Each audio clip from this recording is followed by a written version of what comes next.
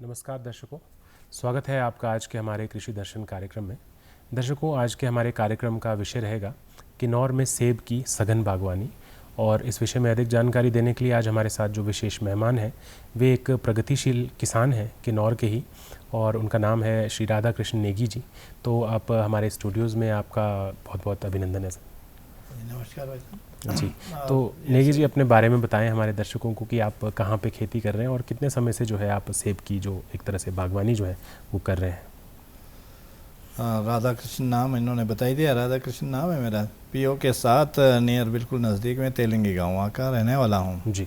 और जो खेती बाड़ी है किसान का जो कार्यक्रम वो तो जब से दादे परदादों से तब से चला आ रहा है जी। पर कुछ वर्षों से सेब की तरफ हमारा ज़्यादा झुकाव है और सेब में पिताजी की तरफ से के समय से चला है, मतलब लगभग उस दशक से चला है जी। तो अगर सेब की सघन बागवानी के बारे में हम बात करें, जैसे आजकल प्रचलन में भी है कि जो है लोग high density medium density plantations कर रहे हैं सेब की, तो उसमें से आप कौन से टाइप की जो है कर रहे हैं और कब से उसमें आप जुड़े हुए हैं? इसमें जुड़ा तो मैं बहुत पहले से हूँ, पर जैसे हमारे किन्नौर है उसमें एक तो हमारे पास भूमि कम है जी। और भूमि कम होने के कारण हमें बैलेंस बनाना पड़ता है कि हमारे पास जो हमारे पुराने जो ट्रेडिशनल पेड़ हैं, रॉयल डिलीशियस है, रेड डिलीशियस है, रिचर्ड डिलीशियस है, तो उनको भी संभालना हमें आवश्यक है क्योंकि लंबे समय तक वही हमारा साथ दे सकते हैं जी। और कारण क्या है, भूमि कम है। तो ये जो दूसरे वाले हाई डेंसिटी वाले हैं इसके लिए जगह कम हो पर समतल हो जी। तो हमारे पास है पौड़ीदार ज़्यादा नुमा, तो उसमें हम इतना ज़्यादा सक्सेस नहीं हो सकते। जहाँ जहाँ पर है जितनी हमारी क्षमता है कैपेसिटी की उस अनुसार हम उसको कर रहे हैं और वो भी हम मीडियम वाली कर रहे हैं जी। तो समय के साथ चलना है किसानों को भी, तो इसलिए हमें भी लगता है कि भाई चलो एक कदम हम भी उसमें लगाते हैं अपना। तो यानी कि कुछ हिस्से में जो है अपने खेतों के आप जो है मीडियम डेंसिटी वाली प्लांटेशन, तो उसमें कौन से पौधे हैं सर, जो किस्में अगर हम बात करें तो सेब की कौन सी किस्में लगा रहे हैं आप इस टाइम? इसमें जैसे कुछ बेल्टों में तो गाला पे ज़्यादा काम कर रहे हैं जी। किसी तरह की जितने भी गाला वराइटीज़ है सब में चल रहे हैं। फिर थोड़ा सा ऊपर जाएंगे किंग रोड है, रेड चीफ है, तो इस तरह के उसमें काम कर रहे हैं, ग्रीन स्मिथ्स वगैरह जी। तो लोग इसमें ज़्यादा काम कर रहे हैं, रुचि भी ले रहे हैं जी। तो जैसे सेब के परंपरागत बगीचे थे सर, जैसे आपने पहले बात की कि रॉयल डिलीशियस जो है वो लगा रहे थे लोग, और आपके यहाँ तो सक्सेसफुल भी है क्योंकि किन्नौर में काफ़ी समय से जो है एक पर्टिकुलर टाइप की जलवायु जो है बनी हुई है और निरंतरता बनी रहती है लगभग। तो उसमें हम मीडियम डेंसिटी पे जैसे आप शिफ्ट हुए तो उसमें आप क्या फ़र्क देखते हैं पहले के मुकाबले में, और जो अब की जो ये आधुनिक विज्ञान अगर हम बात करें जो जब से आया है जी? इसमें जो पारंपरिक वाली जो खेत हैं जैसा बताया कि रॉयल डिलीशियस है जी, इसको हम कह सकते हैं कि ये स्वास्थ्य के लिए एक क्वालिटी फ्रूट्स है जी। आपके स्वास्थ्य के लिए जो आपको गुण चाहिए वो इसके अंदर भरपूर मात्रा में है जी। और ये जो हाई डेंसिटी वाले हैं ये तो निर्मित है, ये कई तरह से इसको बना करके बनाया, इसमें वो क्वालिटीज़ नहीं जो आपके स्वास्थ्य। हाँ, चमक है इसमें जी।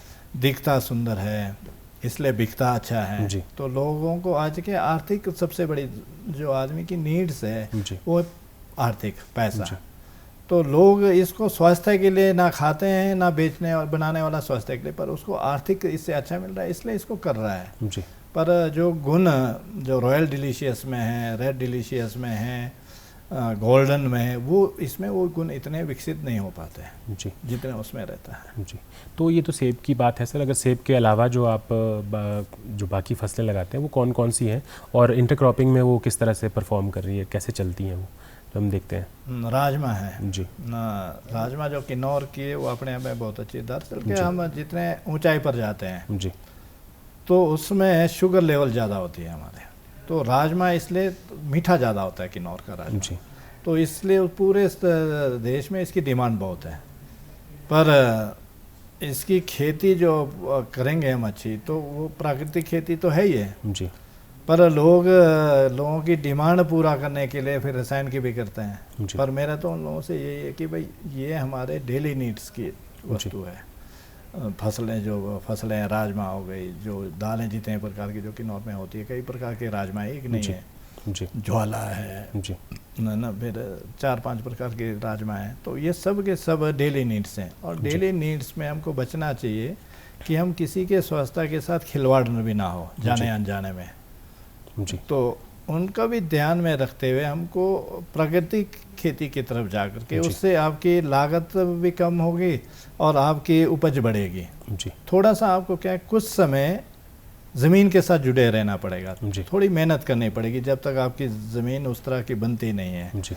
उस तरह की उपजाऊ उर्वरक उसके अंदर तैयार नहीं होते हैं। आपको जीवामृत डालना पड़ेगा, घन जीवामृत डालना पड़ेगा, और बहुत कुछ लगते हैं, कभी लगता है कि इसमें लस्सी का उपयोग करना पड़ेगा, है ना। तो ये करने के लिए आपको थोड़ा सा मेहनत करनी पड़ेगी ज़्यादा जी। तो जैसे आप प्राकृतिक विधि की बात कर रहे हैं, तो जैसे आप के भी स्वयं आप खेती भी करते आ रहे हैं और बागवानी भी कर रहे हैं काफ़ी समय से, तो क्या आप भी प्राकृतिक खेती करते हैं, और करते हैं तो कितने समय से आप कर रहे हैं इसको?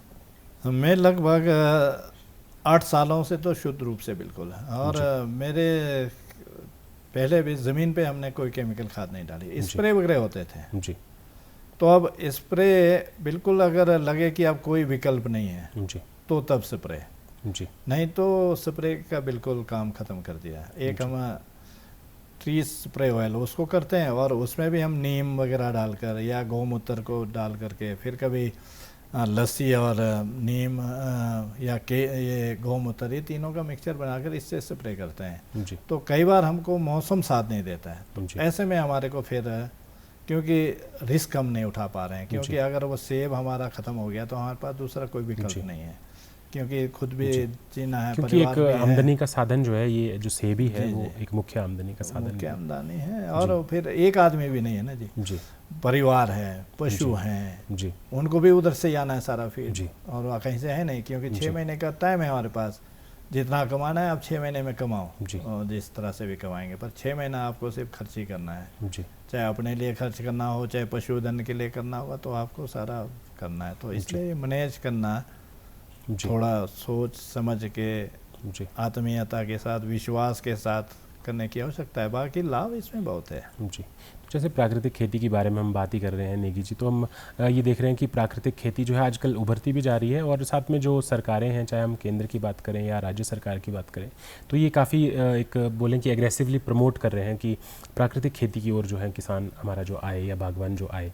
तो आप अगर हम पहले की बात करते थे, जैसे रसायन यूज़ करते थे, आपने कुछ स्प्रेज की बात की जो अभी भी करनी पड़ रही हैं, और पहले जो है वो एक्सेसिवली भी हुई किसी समय में, और काफ़ी हमें देखा कि रोग भी जो है उत्पन्न हो रहे हैं लोगों में जो उस तरह से कंज्यूम कर रहे हैं। तो आप किस तरह से फ़र्क देखते हैं जो प्राकृतिक विधि है और जो रासायनिक विधि है, उन विधि में अगर हम बात करें अगर ग्राउंड स्तर पे, कि खेतों में आपको क्या चेंज देखने को मिला, बदलाव कि इस समय में आप प्राकृतिक खेती में जी ये जो चीज़ें हैं ये अच्छी हैं, और जो रासायनिक थी वो इसमें ये जो था खराब था? इसमें बहुत अंतर आया है जी।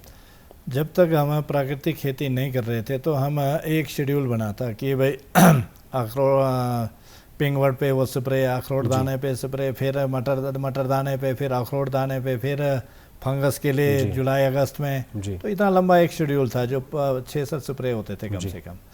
जब हम प्रकृति की तरफ गए तो उसके बाद हमें इतनी लंबी स्प्रे की ज़रूरत नहीं है, अगर आवश्यकता पड़ी तो करना है, नहीं तो करना ही नहीं। बाकी क्या है ना, सबसे बड़ी बात है कि पेड़ पौधे भी जीवांत हैं जी।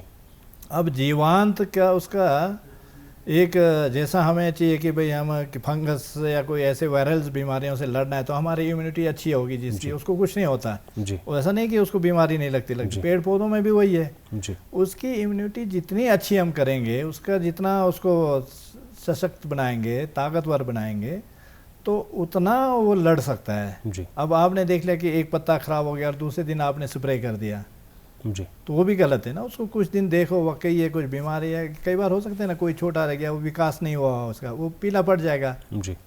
तो हजारों पत्ते हैं, सबका विकास होगा ऐसा जरूरी थोड़ी है, कुछ पत्ते तो रह जाएंगे ना। कुछ अब जैसे चले हैं लोग हजारों में, कुछ लोग रह जाते हैं ना पीछे जी, तो सब तो नहीं पहुंच पाते। तो पेड़ पौधों में भी ये है नियम प्रकृति का जी। तो इसलिए हमको अपने बगीचों में समय देना चाहिए। और प्रकृति का क्या कहती है, 5 तत्वों का मिश्रण है, वो सारा सबके लिए, हमें भी है, पेड़ पौधों के लिए भी, फसलों के लिए भी। तो उसके साथ हमको एक मत होना पड़ेगा, हमको उसके अंदर भी जाना पड़ेगा। तो हम फिर सही रूप से इसका उपयोग कर सकते हैं। और कोई कठिन काम नहीं है जी मन की बात है जी अगर मेरा मन है कि भाई मुझे रसायन मुक्त करना है जी तो मेरा मन बन गया तो मैं कर सकता हूँ आराम से। तो हम सब के अंदर एक बात ये रहनी चाहिए कि मेरा मन पक्का हो और मैं कर सकता हूँ, हो सकता है। तो हम एक एक करके सब जुड़ जाएंगे तो धीरे धीरे सब आएंगे तो आपका पर्यावरण भी ठीक हो जाएगा, जी सब वातावरण ठीक हो जाएगा, लोगों का जीवन स्वस्थ हो जाएगा, है ना। जी तो जब हम ऐसा करेंगे तो कठिन काम नहीं है, आसान काम है। बस एक ही इसमें ध्यान रखना पड़ेगा हमें कि जब प्रकृति की बात आ रही है, प्रकृति खेती की बात आ रही है, उसके कुछ नियम होते हैं। किसी भी काम को करना है तो उसके कुछ नियम होते हैं जिसको हमको पालन करना पड़ता है परिणाम के लिए। ऐसे तो हम कर सकते हैं, पर अगर हमको उसका परिणाम चाहिए तो नियम का पालन करना पड़ेगा। तो प्राकृतिक खेती का जो पहला नियम है वो देसी गाय है जी, जिसका ठुड होता होगा, ये झालर लंबी होनी चाहिए। तो उसके गोतर और गौमूत्र और गोबर के लाभ ज़्यादा हैं, क्योंकि वो वायुमंडल में जितने तत्व हैं वो उसको अपने अंदर लेती है और गोबर और गौमूत्र के माध्यम से रिलीज़ करती है, जो हमको फिर ये सब चीज़ें बनाने में लाभप्रद रहता है जी। तो जैसे आपने ये गाय की जो है महत्ता बताई ही है, तो हम देखते हैं कि जो खेती है और या बागवानी है वो हमेशा पशुपालन के साथ साथ चली हैं। तो दोनों चीज़ें जो है एक साथ हमेशा से चलती आई हैं और किसान के लिए जो जितना खेती का महत्व है उतना ही पशुओं का भी है। तो अगर हम पशुओं की बात करें तो आपके यहाँ कौन कौन सी आपने पशु रखे हुए हैं और जो आप प्राकृतिक खेती में, क्योंकि आपने कहा कि जो पहाड़ी और देसी गाय हैं उनका ही आप जो गोबर और गौमूत्र यूज़ कर सकते हैं प्राकृतिक खेती में, तो आपके पास कौन कौन सी किस्में हैं जो आप बताना चाहेंगे? हाँ, तो ये बात भी सच है कि भाई अगर खेती करनी है अच्छी तो पशुधन के बिना नहीं हो सकता। तो जो मेरे पास है एक साहिवाल है अभी जी 4 साल की, बाकी दोगले हैं, ना जर्सी ना लोकल। फिर 1-2 गाय मेरी जो हमारी लोकल ट्रेडिशनल्स गाय होती थी, जो चूरू गाय, उसके नस्ल हैं एक आधा, तो वही है मेरे पास। और कुछ भेड़ बकरियां हैं जी। तो भेड़ बकरियों का भी ऐसा रहता है, उनका गोबर गौमूत्र वो बहुत नाइट्रोजन जो फिक्सिंग वो बहुत ज़्यादा होती है, बहुत ज़्यादा स्ट्रॉन्ग होता है जी। तो जितना आप यूरिया डालोगे उससे कई गुना वो जी फ़ायदा पहुंचाती है जी। तो जैसे आपने प्राकृतिक खेती की बात की ही है तो हम गोबर और गौमूत्र की बात तो कर रहे हैं, उसके साथ हम देखते हैं कि जो एक मुख्य जो इसमें चीज़ होती है, जैसे जीवामृत बनाया जाता है और एक बीजामृत भी होता है, घन जीवामृत भी होता है। तो ये इन चीज़ों को आप कैसे बनाते हैं अपने यहाँ पे? और जो अगर हम गवर्नमेंट की बात करें, सरकार जो है किस तरह से इसमें अनुदान प्रदान करती है और सहायता किस तरह से जो है आपको मिलती है? जहाँ तक सरकारों की बात है, ये सरकार ने इस भविष्य में अभी कई सालों से जाग जगह में आत्मा प्रोजेक्ट के माध्यम से, 1-2 इनके और हैं, उस प्रोजेक्टों के माध्यम से कृषि विभाग के माध्यम से क्या बोलते हैं हॉर्टिकल्चर विभाग के माध्यम से प्रशिक्षण देते गए हैं और दे भी रहे हैं। और आज भी किसी गांव को और आवश्यकता है तो वो कृषि विभाग से हॉर्टिकल्चर विभाग को बोल सकते हैं कि हमें ये सीखना है मेरे गांव को, वो अगर ऐसा एक एप्लीकेशन दे देते वो आकर सिखा देते हैं। कोई मुश्किल नहीं है, सिखाती है। और उसके लिए आपको जो जो चीज़ें चाहिए उसके लिए सहायता में राशि भी देती है। जो जो चीज़ें लगती है, आपको ड्रम चाहिए 200 लीटर का, वो ड्रम खरीदने के लिए आपको पैसे देती है। और अभी तो अब सेंट्रल गवर्नमेंट ने तो ये भी कहा है कि भाई जो प्राकृतिक खेती करेगा तो वो 3 साल पीछे हो जाएगा, तो 3 साल उसको सहायता हम देंगे जी। तो अगर जब सरकारें हमको इतनी सहायता कर रही है तो हमको भी अपना कदम आगे बढ़ाना चाहिए प्राकृतिक खेती के। सरकारों के साथ मिल करके काम करना चाहिए। जहाँ हमको कठिनाई आ रही है, जिन्होंने किया है, जिनका अनुभव है, उनके साथ एक हो करके उनका भी लाभ लेना चाहिए और मिल के काम करना चाहिए। मुझे आता है मैं किसी को नहीं बताऊंगा, ये भाव ना नहीं चाहिए। मुझे आता है तो सब मेरे जैसे हों और मेरे से अच्छे हो, ये भाव के साथ उनके साथ मिलना चाहिए और उनको बताना चाहिए कि मेरा 2 कदम नीचे कोई बात नहीं, पर मैंने जिसको बताया वो मेरे से 2 कदम आगे जाए। तो ये भावना भी हमारे अंदर होना चाहिए। ऐसा नहीं कि भाई मेरे जो आती है मैं उसको नहीं बताऊंगा, वो मेरे से आगे नहीं जाना चाहिए, वो नहीं।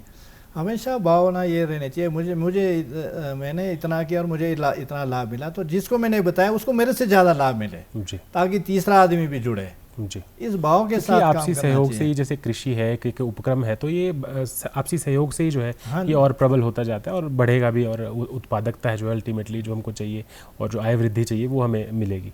तो अगर हम कम्युनिटी की बात करें सर, पूरे एक क्षेत्र के हिसाब से, जैसे आप काम कर रहे हैं तेलंगी में, तो आपके आसपास जो लोग हैं वो किस तरह से लाभान्वित होते हैं? जैसे आप जो है काफ़ी समय से इसमें सफल हुए हैं प्राकृतिक खेती में, तो क्या आप बाकी लोगों को भी जागरूक कर रहे हैं आप आसपास में, और जो लोग हैं उनका रुझान आप कैसा देखते हैं कि जो बाकी किसान हैं क्या वो आना चाहते हैं इसकी ओर? किसान आना चाहता है, उसको कोई नहीं, वो सिर्फ एक चीज़ से डरता है कि भाई मैं अगर प्राकृतिक खेती में जाऊं, जो रसायनों के माध्यम से जो चमक आ रही है वो नहीं आएगी जी। तो मैं वो पैसे नहीं अर्जित कर पाऊंगा, वो पैसे मुझे नहीं मिलेंगे। किसान इसलिए डर रहा है। जी। अगर किसान को कोई प्लेटफॉर्म मिल जाए कि भाई आप उस चीज़ को उससे अच्छे दाम में बेच सकते हैं, ऐसी अगर सरकारों के द्वारा व्यवस्था हो जाए तो मुझे लगता नहीं कि ज़्यादा टाइम नहीं लगेगा लोग इसमें आने में। आएंगे, सिर्फ एक ही चीज़ से डरते हैं वो कि भाई मेरा प्रोडक्ट्स जो मेरा वो है वो थोड़ा सा चमक कम होगा, पर उसके अंदर गुण तो होंगे पूरे, पर चमक कम होगी, वो फिर मार्केट में बिकेगा नहीं। तो लोग इसलिए डरते हैं। बाकी लोग आना चाहते हैं, बहुत सारे लोग हैं, मेरे गांव से भी कोई 25-30 लोग जुड़े हैं जी। पर वो कभी कम क्षेत्र में कर रहे हैं डर के मारे कारण ना। अब आपको अच्छा करना है तो रिस्क भी लेना पड़ेगा थोड़ा, है ना, अगर बिना रिस्क के नहीं हो सकता कुछ भी। तो जैसे आप रिस्क की बात कर रहे हैं नेगी जी, तो हम देखते हैं कि जैसे किन्नौर है, ये हिमाचल प्रदेश का एक दुर्गम क्षेत्र है और काफ़ी समय से जो है रहा है। अब तो हालांकि विकास जो है धीरे धीरे परकोलेट कर रहा है ऊपर तक। तो आपके क्षेत्र की अगर हम स्पेसिफिकली बात करें तो चुनौतियाँ क्या क्या है आपके क्षेत्र में, कृषि के रिलेटेड या बागवानी से संबंधित?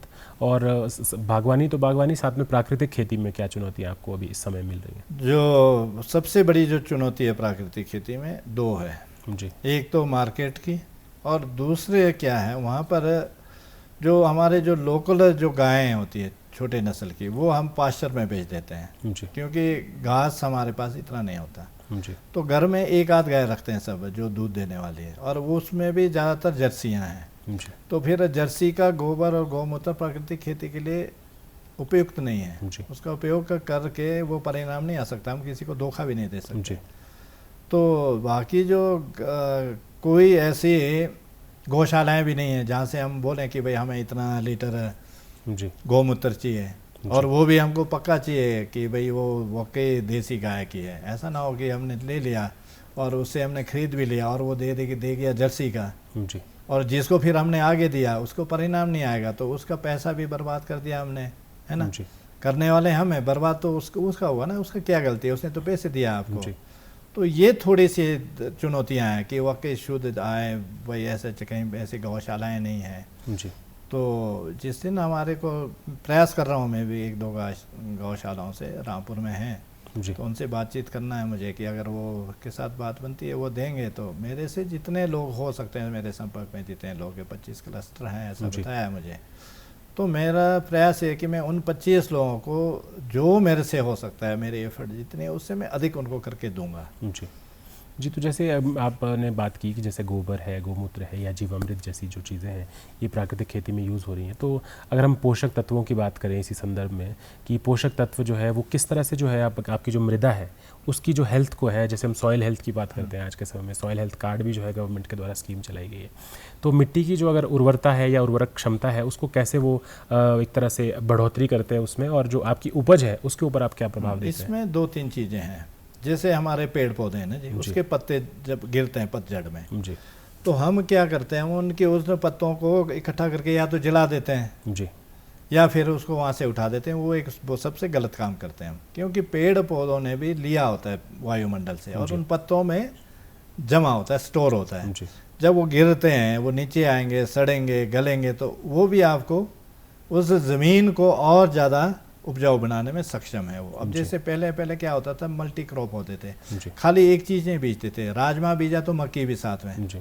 अब ये दोनों में क्या होता था कि राजमा पहले तैयार हो जाता है, अब राजमा के जो पत्ते अवशेष गिर गए तो राजमा नाइट्रोजन फिक्स करता है, तो मक्की को नाइट्रोजन जितनी चाहिए उसके पत्ते गिरे, उसके जड़ों से उसको मक्की को मिल जाती है, और मक्की भी अच्छी होती थी, टेस्ट में भी, है ना, स्वाद भी अच्छा होता था। अब जो हम क्या कर रहे हैं कि मक्की को खाली अकेला बीज दिया, राजमा को अकेले बीज दिया, तो वहाँ वो भी थोड़ा सा तरीका गलत है। हमको इस सब चीज़ों को करने के लिए ये एक वैदिक कृषि प्रणाली है थी हमारी, हमको वहाँ भी लौटना पड़ेगा।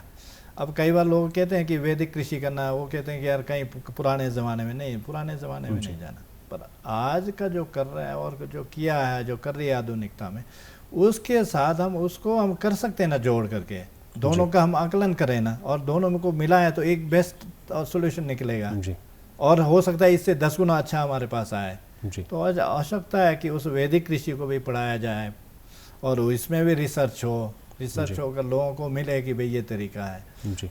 तो बल्कि पहले कहते थे ये चंद्र पक्ष और कृष्ण पक्ष और शुक्ल पक्ष 2 पक्ष आते हैं ना जी। और कृष्ण पक्ष होता है डाउनफॉल ना जी। और शुक्ल पक्ष होता है अप वाला उदय। जी। तो पूर्वज हमारे कहते थे कि भाई जो भी काम करना है वो शुक्ल पक्ष में करना है। जी। और वो क्यों करना, चांद पूरी रहती है उसमें, और चांद की जो चांदनी है वो कई जीवाणु तैयार करती है, और वो जीवाणु जितना ज़्यादा मिलेंगे उतना पौधे को, फसल को ग्रोथ में सहायता मिलती है, क्रॉप में सहायता करता है वो। तो इन चीज़ों का उसमें बड़ा अध्ययन था, पर वो लिखित नहीं, मौखिक था, अध्ययन था। जी। तो इसलिए वो आगे नहीं गया। तो अब अगर हम इन चीज़ों को पढ़ेंगे और पढ़ाएंगे तो हो सकता है इसका लाभ हम सबको मिल जाए, अच्छा मिल जाए। जी। तो जैसे हम प्राकृतिक उत्पाद की बात कर रहे हैं नेगी जी, तो उसमें हम देखते हैं कि भंडारण की जो एक ज़रूरत है। आप पहले तो मार्केटिंग की बात कर रहे थे, जैसे आपने कहा कि उतना मार्केट जो है अभी उपलब्ध नहीं है। तो अगर आप प्राकृतिक विधि से आप अपनी कोई फसल निकाल रहे हैं तो उसका भंडारण जो है वो इस टाइम कैसे कर रहे हैं आप, और उसकी क्या सुविधाएँ हैं? क्या आपके आसपास में कोई ऐसी सुविधाएँ हैं या कोल्ड स्टोरेजेस हैं जहाँ पर आप उस उत्पाद को रख सकते हैं, या फिर आप अपने स्तर पर ही कुछ इसमें कर रहे हैं? इस विषय में ऐसा कोई अलग से कोल्ड स्टोर्स नहीं है। जो जनरल कोल्ड स्टोर है सारे प्राइवेट संस्थाओं के, उनके यहाँ एक किन्नौर में अभी कोल्ड स्टोर बनना है जो हिमाचल सरकार बना रही है। जी। तो उसमें भी ऐसा नहीं है कि ये खाली जैविक वालों को या प्राकृतिक खेती वालों को रहेगा। जी, मैं सभी के लिए सभी के लिए उपलब्ध रहेगा वो, पर ऐसे कोल्ड स्टोर में भी रख सकते हैं। पर एक चीज़ और यहाँ डर मुझे इस बात का है कि हम प्राकृतिक खेती की बात कर रहे हैं, पर इसमें भी प्राकृतिक खेती को कहीं ना कहीं डैमेज करने के लिए जैविक खेती का नाम आ रहा है है ना, जिसको ऑर्गेनिक के नाम से भी जानते हैं, ऑर्गेनिक जैविक हिंदी और तो ये भी कहीं ना कहीं डैमेज करने वाली है, क्योंकि ऑर्गेनिक अलग चीज़ है जी और प्राकृतिक अलग चीज़ है। जो शुद्ध रूप से हमको करना है वो प्राकृतिक करना है। तो प्रकृति का मतलब है कि प्रकृति के संसाधन जो हैं उन्हीं संसाधनों का उपयोग करके हमको अपनी खेती करनी है। जी। तो जैसे हम इसमें देखते हैं कि जैसे हम खेती जो है एक ऐसी ही व्यवसाय नहीं है कि मतलब वो काफ़ी सस्ते में हो जाए या क्योंकि बहुत सारी चीज़ें हैं, चाहे प्रौद्योगिकी बोलें या कोई और संसाधन बोलें, जैसे जल है या ज़मीन चाहिए या बहुत सारी चीज़ें और भी हैं। तो खेती के लिए एक बजट जो है वो लगता है। तो अगर हम प्राकृतिक विधि से खेती कर रहे हैं तो उसमें अगर आप जैसे बजट की बात कर रहे हैं हम, तो पहले की जो खेती थी परंपरागत तौर पे और अब की जो ये प्राकृतिक कृषि की हम बात करते हैं, तो परंपरागत खेती हालांकि यही थी हमारी, अगर हम सभ्यता की या संस्कृति की बात करें तो, परंतु हम केमिकल वाली को हम परंपरागत मान के चल रहे हैं। तो इसके विषय में आप क्या बताना चाहेंगे कि वो किस तरह से जो है वो बजट में जो है वो कमी या बढ़ोतरी आपने देखी है? इस बार बजट ठीक रखा है इन्होंने, और इसीलिए रखा कि प्राकृतिक खेती को प्रोत्साहन करना और बढ़ाना है। जी, मैं सरकारी बजट ना कह के मैं आपकी बजट कह रहा हूँ कि किसान जो है वो कितना उसमें लागत आ रही है उसको। किसान को भी क्या है ना, जो उसमें मैंने कहा कि प्राकृतिक संसाधनों का उपयोग करना है पहले। अगर नहीं मिलता है तब आपको मार्केट की तरफ जाना है। अब कोई चीज़ आपको नहीं मिली अपने पास तो तब आपको मार्केट में जाना है, और मार्केट में भी बहुत ज़्यादा महंगी नहीं होती कोई। क्या चाहिए होता है, एक आटा चाहिए, बेसन, गुड़ चाहिए, है ना। तो गुड़ अगर नहीं है तो अब जब सेब पकता है तो जो सेब सड़ जाता है, गल जाता है, उसको भी आप गुड़ के रूप में उपयोग कर सकते हैं। मीठा चाहिए सिर्फ वो जीवाणुओं के लिए, आपने जो जीवाणु तैयार करना है, जीवामृत करना है, गंजीवामृत, उसके मिठास के लिए, ताकि उसका पोषण हो सके, इसलिए मीठा चाहिए। तो सेब का भी कर सकते हैं आप। तो ऐसा नहीं है कि आपका लागत तो घट जाएगा, ये पक्की बात है। जब हम और कुल मिला के आप जो है फ़ायदा इससे उठा रहे हैं, अगर आप प्राकृतिक विधि की बात करें तो, अगर आप जो नए बागवान जो इसको करना चाहते हैं उनको आप क्या सलाह देंगे अंत में चाहते हैं? नया बागवानों को तो यही कहूँगा कि हमको लौट कर प्रकृति की तरफ ही जाना चाहिए। ऐसा नहीं है कि अगर हम नहीं जाते हैं, हम तो खाएंगे, हम पैसा भी कमाएंगे, पर हमारे आने वाली जो सेकंड थर्ड जनरेशन है उसके लिए हम कुछ नहीं बचा पाएंगे। तो इसलिए मेरा निवेदन है कि हम जितनी आवश्यकता है उतना हमको मिल जाएगा। हम प्राकृतिक खेती करेंगे तो आने वाले जनरेशन के लिए भी हम बचा पाएंगे।